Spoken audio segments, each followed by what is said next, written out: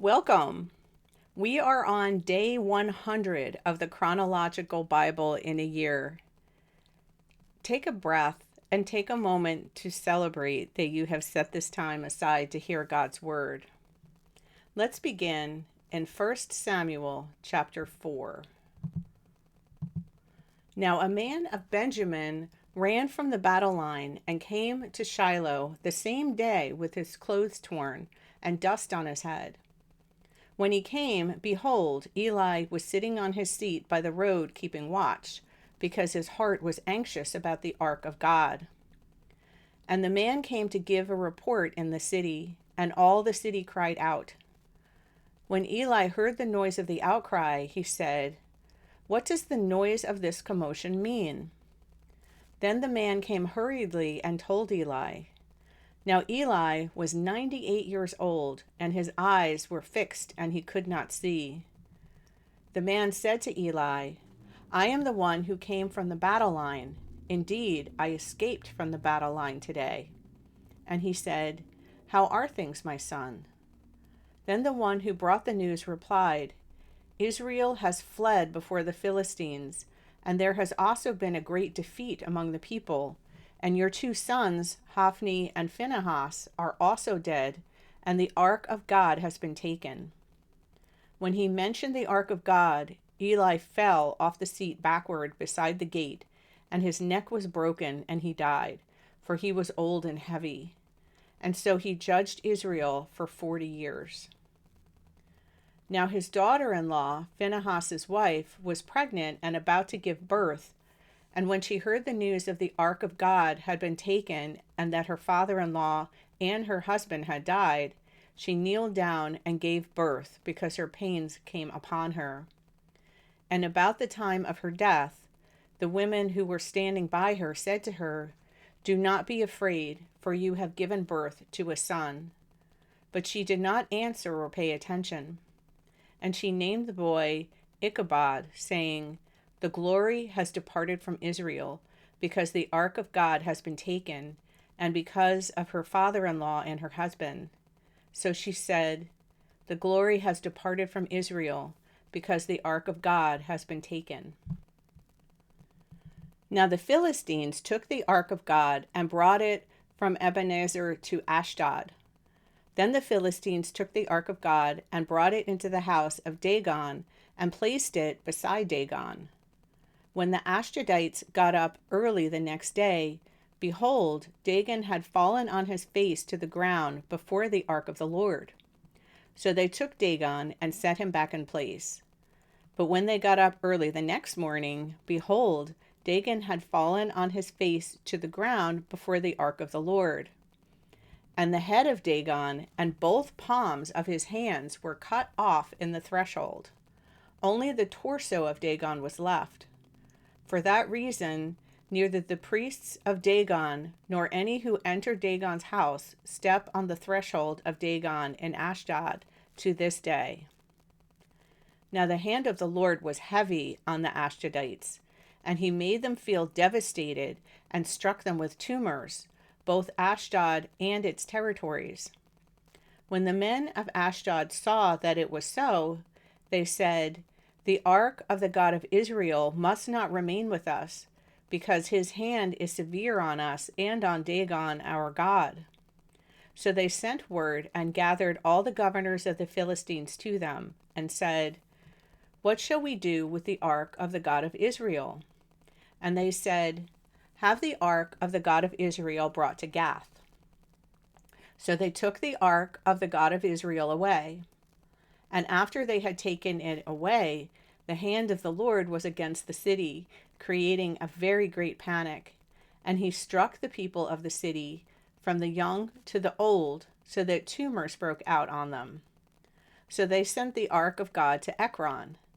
And as the ark of God came to Ekron, the Ekronites cried out, saying, "They have brought the ark of the God of Israel to kill us, to us and our people." Therefore they sent word and gathered all the governors of the Philistines. And they said, "Send away the ark of the God of Israel, and let it return to its place, so that it will not kill us and our people. For there was a deadly panic throughout the city. The hand of God was very heavy there. And the people who did not die were struck with tumors, and the outcry of the city went up to heaven. Now the ark of the Lord had been in the territory of the Philistines for 7 months. And the Philistines called for the priests and the diviners, saying, "What are we to do with the ark of the Lord? Tell us how we may send it to its place." And they said, "If you are going to send the ark of the God of Israel away, do not send it empty, but you shall certainly return to him a guilt offering. Then you will be healed, and it will be revealed to you why his hand does not leave you." Then they said, "What is to be the guilt offering that we shall return to him?" And they said, 5 gold tumors and 5 gold mice, corresponding to the number of the governors of the Philistines, since one plague was on all of you and on your governors. So you shall make likenesses of your tumors and likenesses of your mice that are ruining the land, and you shall give glory to the God of Israel. Perhaps he will lighten his hand from you, your gods, and your land. Why then do you harden your hearts as the Egyptians and Pharaoh hardened their hearts? When he had severely dealt with them, did they not let the people go, and they left? Now then, take and prepare a new cart and 2 milk cows on which there has never been a yoke, and hitch the cows to the cart, and take their calves back home away from them. Then take the ark of the Lord and place it on the cart, and put the articles of gold which you returned to him as a guilt offering in a saddlebag by its side. Then send it away that it may go. But watch, if it goes up by the way of its own territory to Beth Shemesh, then he has done this great evil to us. But if not, then we will know that it was not his hand that struck us. It happened to us by chance. Then the men did so. They took 2 milk cows and hitched them to the cart and shut their calves at home. And they put the ark of the Lord on the cart and the saddlebag with the gold mice and the likenesses of their tumors. Now the calves went straight in the direction of Beth Shemesh. They went on the same road, bellowing as they went, and did not turn off to the right or to the left. And the governors of the Philistines followed them to the border of Beth Shemesh. Now the people of Beth Shemesh were gathering in their wheat harvest in the valley, and they raised their eyes and saw the ark, and rejoiced at seeing it. And the cart came into the field of Joshua the Beth Shemite, and stopped there where there was a large stone. And they split the wood of the cart, and offered the cows as a burnt offering to the Lord. And the Levites took down the ark of the Lord, and the saddlebag that was with it, in which there were articles of gold, and put them on the large stone. And the men of Beth Shemesh offered burnt offerings and sacrificed sacrifices that day to the Lord. When the 5 governors of the Philistines saw it, they returned to Ekron that day.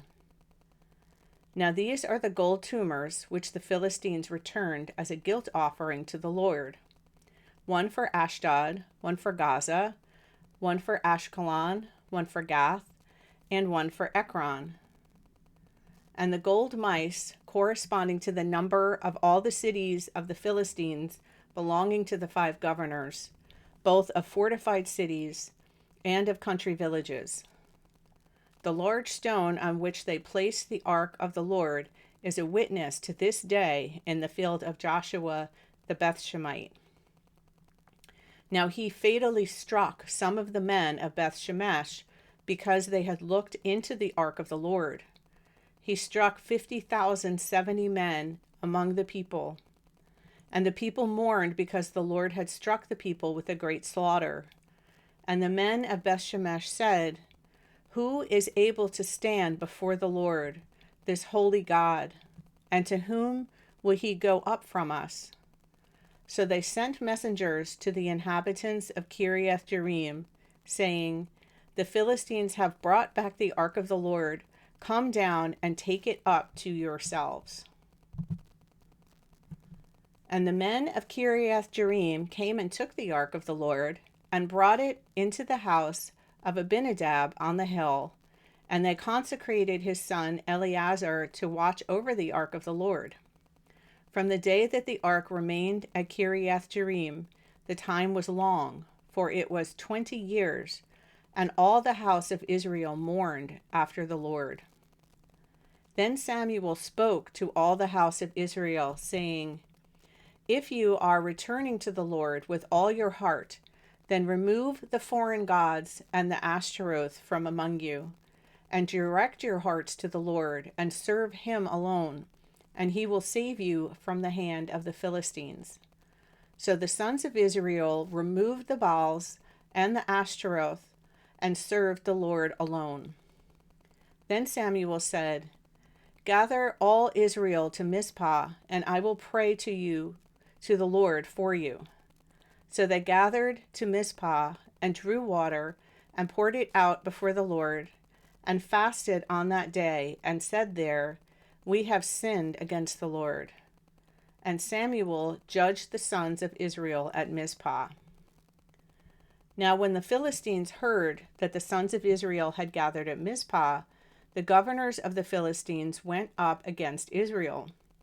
And when the sons of Israel heard about it, they were afraid of the Philistines. So the sons of Israel said to Samuel, "Do not stop crying out to the Lord our God for us, that he will save us from the hand of the Philistines." Samuel took a nursing lamb and offered it as a whole burnt offering to the Lord. And Samuel cried out to the Lord for Israel, and the Lord answered him. Now Samuel was offering up the burnt offering, and the Philistines advanced to battle Israel. But the Lord thundered with a great thunder on that day against the Philistines, and confused them, so that they were struck down before Israel. And the men of Israel came out of Mizpah, and pursued the Philistines, and killed them as far as below Beth-kar. Then Samuel took a stone and placed it between Mizpah and Shen, and named it Ebenezer, saying, "So far the Lord has helped us." So the Philistines were subdued, and they did not come any more within the border of Israel. And the hand of the Lord was against the Philistines all the days of Samuel. The cities which the Philistines had taken from Israel were restored to Israel, from Ekron even to Gath. And Israel recovered their territory from the hand of the Philistines. So there was peace between Israel and the Amorites. Now Samuel judged Israel all the days of his life. And he used to go annually on a circuit to Bethel, Gilgal, and Mizpah, and he judged Israel in all these places. Then he would make his return to Ramah, because his house was there. And there he also judged Israel, and there he built an altar to the Lord.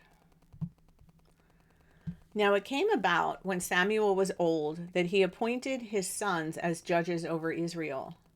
The name of his firstborn was Joel, and the name of his second Abijah, and they were judging in Beersheba.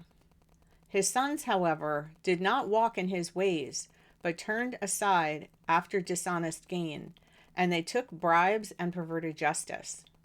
Then all the elders of Israel gathered together and came to Samuel at Ramah, and they said to him, "Behold, you have grown old, and your sons do not walk in your ways. Now appoint to us a judge, like a king, to judge us like all the nations." But the matter was displeasing in the sight of Samuel, when they said, "Give us a king to judge us." And Samuel prayed to the Lord. And the Lord said to Samuel, "Listen to the voice of the people regarding all that they say to you, because they have not rejected you, but they have rejected me from being king over them. Like all the deeds which they have done since the day that I brought them up from Egypt, even to this day, in that they have abandoned me and served other gods, so that they are doing to you as well. Now then, listen to their voice. However, you shall warn them strongly and tell them the practice of the king who will reign over them." So Samuel spoke all the words of the Lord to the people who had asked him for a king. And he said, "This will be the practice of the king who will reign over you. He will take your sons and put them in his chariots for himself and among his horsemen, and they will run before his chariots.